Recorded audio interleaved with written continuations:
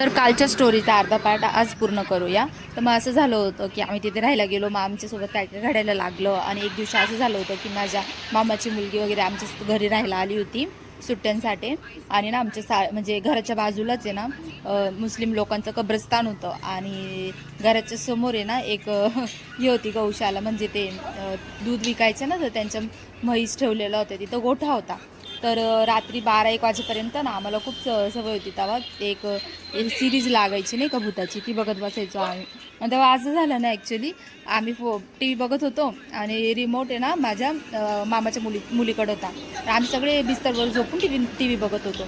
तर अचानक आहे ना टी व्हीचे चॅनल चेंज झाले आणि नाही का असा गडबड आवाज यायला लागला आणि कबड पण वाजलं. आणि बाहेर सगळं त्या म्हशी, त्या बकऱ्या सगळं ओरडत होतं जोराजोरात. आम्ही इतकं डेंजर घाबरलो.